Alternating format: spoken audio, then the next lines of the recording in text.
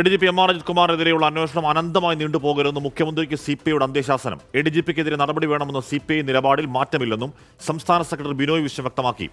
LDF ഒറ്റക്കെട്ടായി എടുത്ത തീരുമാനമെന്ന CPIM സംസ്ഥാന സെക്രട്ടറി MV ഗോവിന്ദന്റെ പ്രതികരണത്തിന് പിന്നാലെയാണ് CPI നിലപാട് ആവർത്തിച്ചത്. CPIക്കാൾ സ്വാധീനം RSSനാണെന്ന് പ്രതിപക്ഷം പരിഹസിക്കുകയും ചെയ്യുന്നു.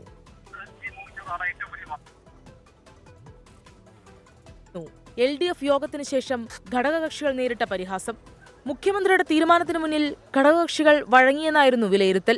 LDF തീരുമാനം ഒറ്റക്കെട്ടാണെന്ന് ഡൽഹിയിൽ CPM സംസ്ഥാന സെക്രട്ടറിയുടെ അവകാശവാദം. ഇടതുപക്ഷ ജനാധിപത്യ മുന്നണി ഒറ്റക്കെട്ടായിട്ടുള്ള നിലപാടാണ് സ്വീകരിച്ചത്.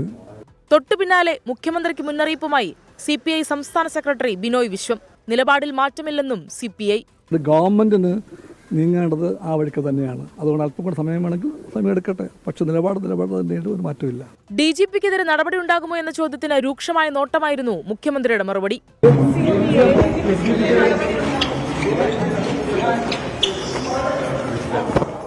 LDF യോഗത്തിൽ ഘടകകക്ഷികളെ അടിച്ചിരുത്തിയെന്ന വിമർശനം ശക്തമാക്കുകയാണ് പ്രതിപക്ഷം. ദശാബ്ദങ്ങളുടെ ബന്ധമാണ് LDFിലെ ഘടകകക്ഷികൾക്ക് CPMുമായിട്ടുള്ളത്. അവരൊന്നും പറയുന്നതിനോ അവരുടെ ആവശ്യങ്ങൾക്കോ ഒരു വിലയില്ല. LDFിലെ ഘടകകക്ഷികൾ എന്തൊക്കെയാ പറഞ്ഞു കൂട്ടിയത്, അതൊക്കെ സാഹിബിനെ കാണുമ്പോൾ കവാത്ത് മറക്കുകയാണ്. ഇതോടെ ADGPക്കെതിരെ DGP നടത്തുന്ന അന്വേഷണ റിപ്പോർട്ട് LDFിലും പ്രത്യാഘാതങ്ങൾ ഉണ്ടാക്കുമെന്നുറപ്പ്. 24 തിരുവനന്തപുരം.